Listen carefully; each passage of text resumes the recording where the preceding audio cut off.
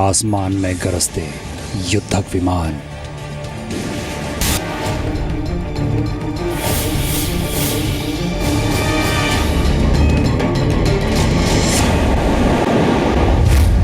समंदर में दौड़ते विध्वंसक जहाज।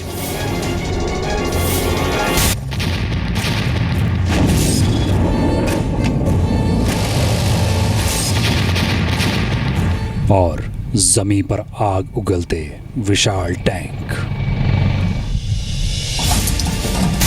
युद्ध का नाम सुनते ही ये तीन तस्वीरें ज़हन में घूमने लगती हैं। लेकिन जिस युद्ध के बारे में आज हम आपको बताने जा रहे हैं वो इन तस्वीरों से अलग तो नहीं, लेकिन ज़्यादा अहम ज़रूर है। ये युद्ध है सम्मान का।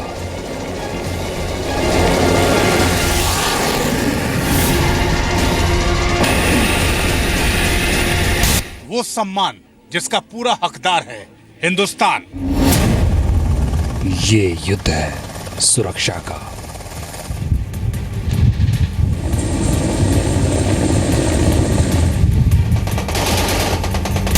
ऐसी सुरक्षा जिसे दुश्मन चाह कर भी भेद न सके। ये युद्ध है कूटनीति का।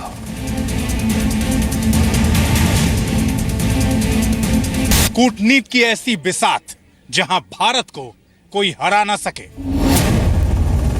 ये युद्ध है आतंकवाद के खिलाफ।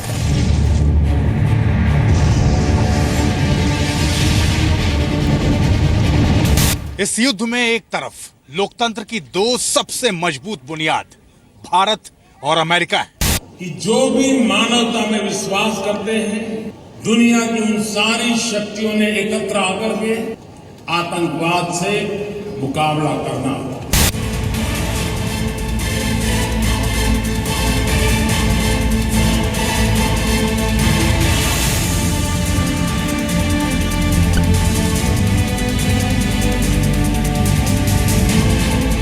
इस युद्ध में दूसरी तरफ है आतंकवाद और आतंकवाद की हिफाजत में जुटे देशों की जमात।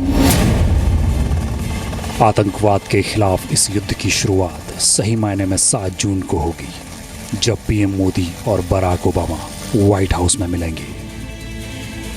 7 जून को भारतीय प्रधानमंत्री नरेंद्र मोदी और अमेरिकी राष्ट्रपति बराक ओबामा के बीच एक ऐसा करार होने जा रहा है जो सुरक्षा के लिहाज से भारत को फुल प्रूफ बनाएगा। अब की बार एंटी टेरर करार। पीएम मोदी और बराक ओबामा के बीच दोस्ती का तापमान लगातार बढ़ रहा है और इस बढ़ते तापमान में आतंक की जन्नत को जलाकर खाक करने वाला एक अहम करार हो चुका है। चीन पाकिस्तान हैरान, हिंदुस्तान बनेगा एशिया का सुल्तान। यह युद्ध आतंकवाद के विरुद्ध भी है और चीन की दादागिरी के खिलाफ भी। तो मोदी और ओबामा का प्लान जमीन पर पाकिस्तान और समंदर में चीन को करेगा नाकाम। नमस्कार, मैं हूं अमित प्रकाश और इस वक्त मैं अमेरिका के वॉशिंगटन डीसी शहर में मौजूद हूं। पूरा अमेरिका प्रधानमंत्री मोदी का इंतजार कर रहा है। अमेरिकी कांग्रेस मोदी को सुनने के लिए बेताब है।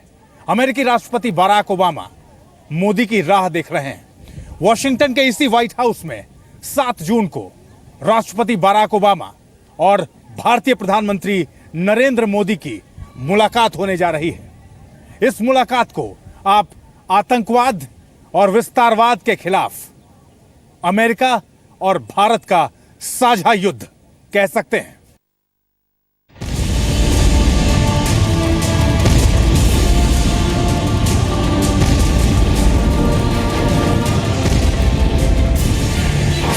एक युद्ध आतंकवाद के खिलाफ।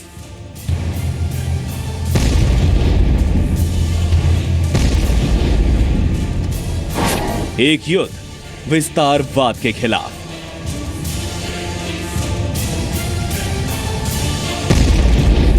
आतंकवाद और विस्तारवाद के जिस मुश्किल दौर से दुनिया गुजर रही है, उस दौर में प्रधानमंत्री नरेंद्र मोदी और अमेरिकी राष्ट्रपति बराक ओबामा की मुलाकात बेहद अहम है।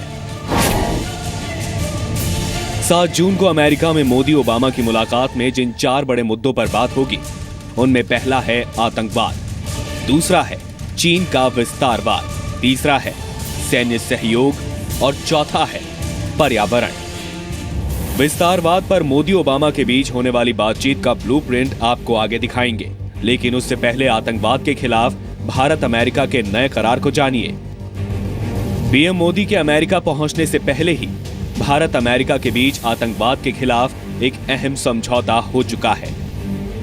इस समझौते में भारत और अमेरिका आतंकियों की सूचना एक दूसरे से साझा करेंगे। आतंकवाद से जुड़े आंकड़े और हर खुफिया जानकारी अमेरिका भारत को देगा। दोनों देश मिलकर मल्टी एजेंसी सेंटर बनाएंगे। इस तरह का समझौता अमेरिका दुनिया के 30 देशों से कर चुका है। यानी अमेरिका से करार के जरिए उन 30 देशों में आतंकवाद से जुड़ी खुफिया जानकारी हासिल की जा सकती है। इस मुद्दे के तहत कई इशू जो है कोऑपरेशन के तौर पर अमेरिका और भारत के बीच में आएंगे। अमेरिका चाहता है कि जल्दी से जल्दी ये आतंकवाद ख़त्म किया जाए, कंट्रोल किया जाए। इसीलिए और मेन जो आतंकवाद है पाकिस्तान से उभर के आया हुआ है, इसलिए पाकिस्तान के ऊपर अमेरिका बिल्कुल महारत की मदद कर रहा है।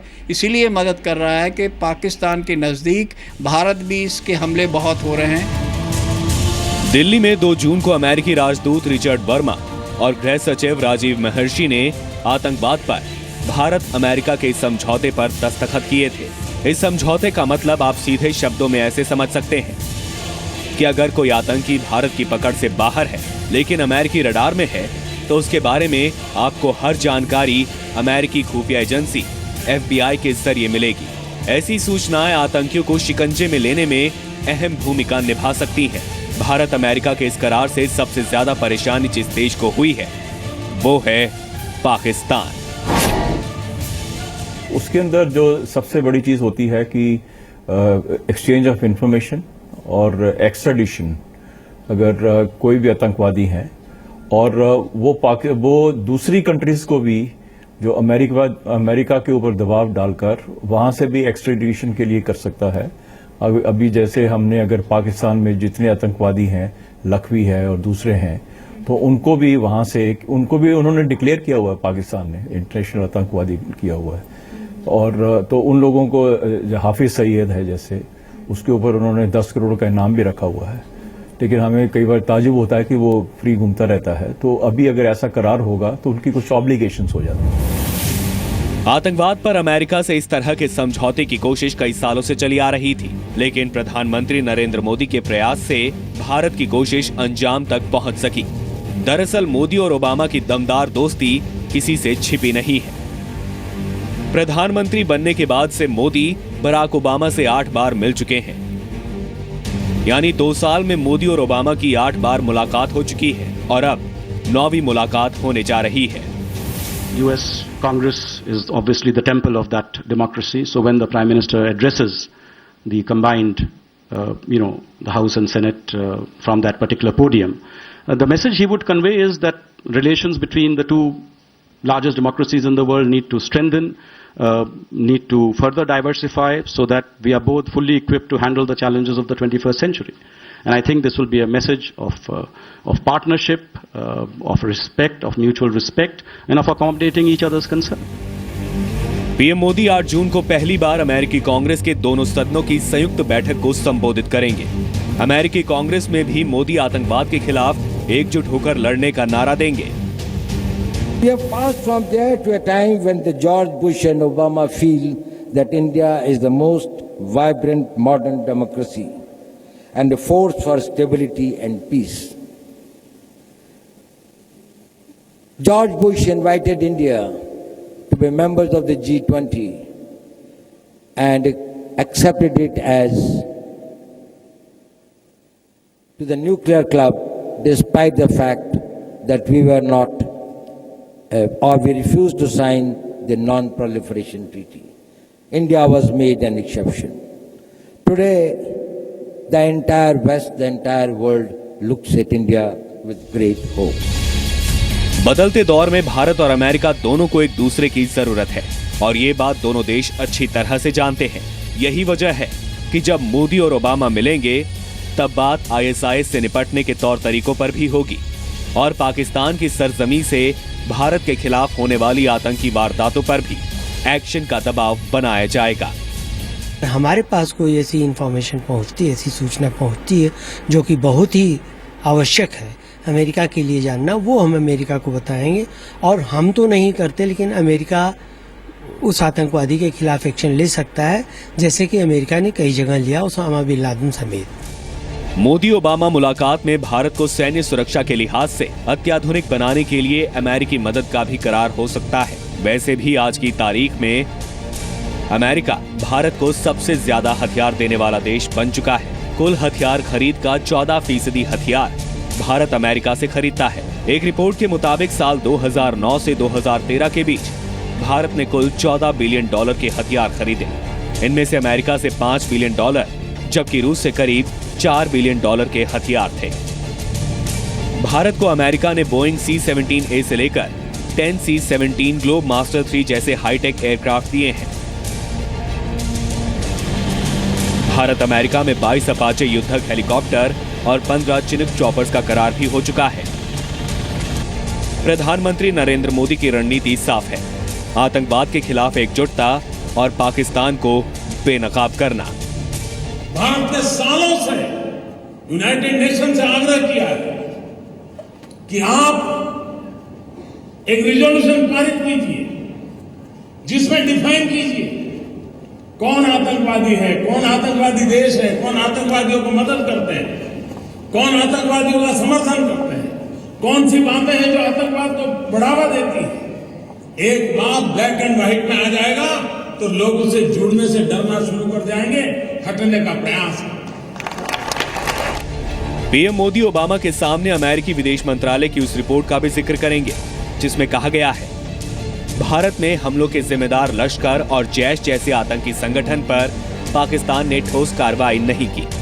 ये आतंकी संगठन न सिर्फ पाकिस्तान में बढ़ रहे हैं बल्कि फंड भी जुटा रहे हैं। पाकिस्तान ने अफगान तालिबान या हक्कानी के खिलाफ भी कोई जरूरी कार्रवाई नहीं की।